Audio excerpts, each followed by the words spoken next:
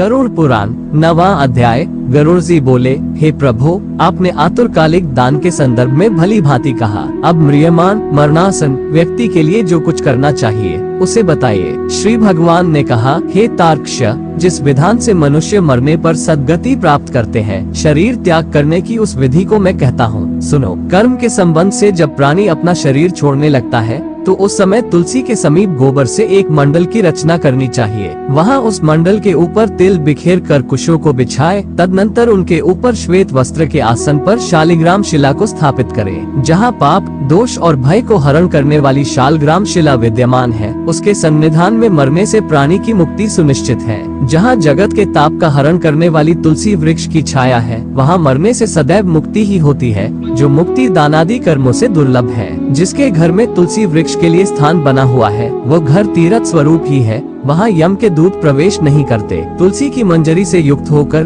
जो प्राणी अपने प्राणों का परित्याग करता है, वो सैकड़ों पापों से युक्त हो तो भी यमराज उसे देख नहीं सकते। तुलसी के दल को मुख में रखकर तिल और कुश के आसन पर मरने वाला व्यक्ति पुत्रहीन हो तो भी निसंदेह विष्णुपुर को जाता है। तीनों प्रकार के तिल, काले, सफेद और भूरे, कुश और तुलसी, ये सब म्रियमान प्राणी को दुर्गति से बचा लेते हैं। यत मेरे पसीने से तिल पैदा हुए हैं, अतः वे पवित्र हैं। असुर, दानव और दैत्य तिल को देखकर भाग जाते हैं। हे तार्क्ष, मेरे रोम से पैदा हुए दर्भ, कुश मेरी विभूति है, इसलिए उनके स्पर्श से ही मनुष्य को स्वर्ग की प्राप्ति होती है। कुश के मूल में ब्रह्मा, कुश के मध्य में जनार्दन और कुश के अग्रभाग में शंकर, इस प्रकार तीनों देवता कुश में स्थित रहते हैं। इसलिए कुश, अग्नि, मंत्र, तुलसी, ब्राह्मण और गौ, ये बार बार उपयोग किए जाने पर भी निर्माल्य नहीं होते। पिंडदान में उपयोग किए दर्भ, प्रेत के निमित्त भोजन करने वाले ब्राह्मण, नीच के मुख से उच्चरित मंत्र, नीच संबंधी गाय और तुलसी तथा चिता की आग, ये सब निर्माल्य अर्थात अपवित्र होते हैं। गोबर से लीपी हुई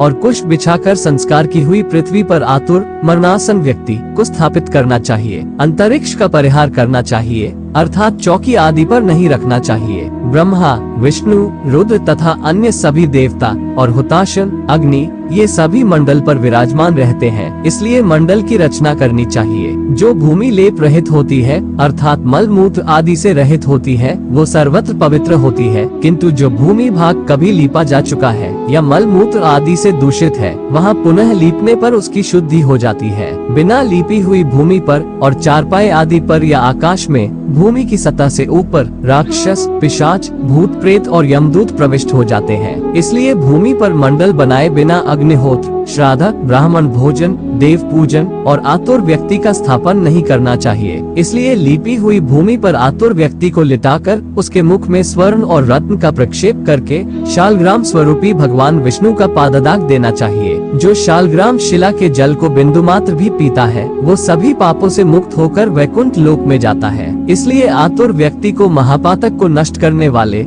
गंगा जल को देना चाहिए। गंगा जल का पान सभी तीर्थों में किए जाने वाले स्नान दानादि के पुण्य रूपी फल को प्रदान करने वाला है। जो शरीर को शुद्ध करने वाले चांद्रायन व्रत को 1000 बार करता है और जो एक बार गंगा जल का पान करता है, वे दोनों समान फल वाले रहते हैं। हे तार्क्ष, अग्नि के संबंध से जैसे रुई की राशि नष्ट हो जाती है, उसी प्रकार गंगा जल से पातक भस्मसात हो जाते हैं। जो सूर्य की किरणों से संतप्त गंगा के जल का पान करता है, वो सभी योनियों से छूटकर हरि के धाम को प्राप्त होता है। अन्य नदियाँ मनुष्यों को जलावगाहन, स्नान करने पर पवित्र करती हैं, किंतु गंगा जी तो दर्शन, स्पर्श, दान अथवा गंगा इस नाम का कीर्तन करने मात्र से सैकड़ों, हजारों पुण्य रहित पुरुषों को भी पवित्र कर देती हैं। इसलिए संसार से पार लगा देने वाले गंगा जल को पीना चाहिए। जो व्यक्ति प्राणों के कंठरगत होने पर गंगा गंगा ऐसा कहता है, वह विष्णु लोक को प्राप्त होता है और पुनः भूलोक में जन्म नहीं लेता। प्राणोक्रमण, प्राणों के निकलने के समय जो पुरुष श्रद्धायुक्त होकर मन से गंगा का चिंतन करता है, वह भी परम गति को प्राप्त होता है। अतः गंगा का ध्यान, गंगा को नमन, गंगा का संस्मरण करना चाहिए और गंगा जल का पान करना चाहिए। इसके बाद मोक्ष प्रदान करने वाली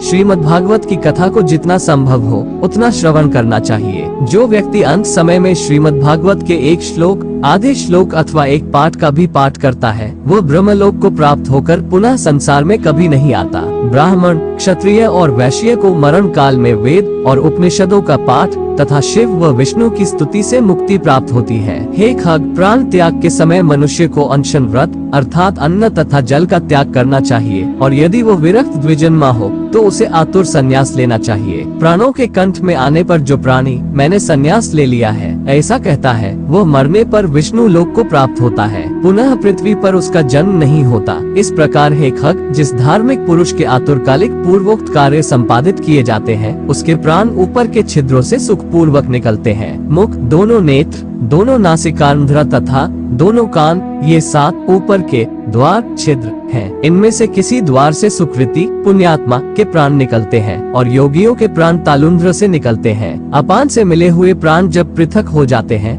तब प्राणवायु सूक्ष्म होकर शरीर से निकलता है। प्राणवायु रूपी ईश्वर के निकल जाने पर काल से आहत शरीर निराधार वृक्ष की भांति गिर पड़ता है। प्राण से मुक्त होने के बाद शरीर तुरंत चेष्टा शून्य, घृणित, दुर्गंध युक्त, अस्पृश्य और सभी के लिए निंदित हो जाता है। इस शरीर की कीड़ा, विष्ठा तथा भस्म रूप, ये 3 अवस्थाएं होती हैं। इसमें कीड़े पड़ते हैं, यह विष्ठा के समान दुर्गंध युक्त हो जाता है अथवा अंततः चिता में भस्म हो जाता है। इसलिए क्षण मात्र में नष्ट हो जाने वाले इस देह के लिए मनुष्यों के द्वारा गर्व क्यों किया जाए। पंचभूतों से निर्मित इस शरीर का पृथ्वी तत्व पृथ्वी में लीन हो जाता है, जल तत्व जल में, तेजस तत्व तेज में और वायु तत्व वायु में लीन हो जाता है। इसी प्रकार आकाश तत्व भी आकाश में लीन हो जाता है। सभी प्राणियों के देह में स्थित रहने वाला सर्वव्यापी शिव स्वरूप नित्य मुक्त और जगत साक्षी आत्मा अजर अमर है। सभी इंद्रियों से युक्त और शब्द आदि विषयों से युक्त मृत व्यक्ति की देह से निकला जीव कर्म कोश से समन्वित तथा काम और रोग आदि के सहित पुण्य की वासना से युक्त होकर अपने कर्मों के द्वारा निर्मित नवीन शरीर में उसी प्रकार प्रवेश करता है जैसे घर के जल जाने पर गृहस्थ दूसरे नवीन घर में प्रवेश करता है। तब किंकिनी जाल की मालाओं से युक्त विमान लेकर सुंदर चामरों से सुशोभित देवदूत आते हैं। धर्म के तत्व को जानने वाले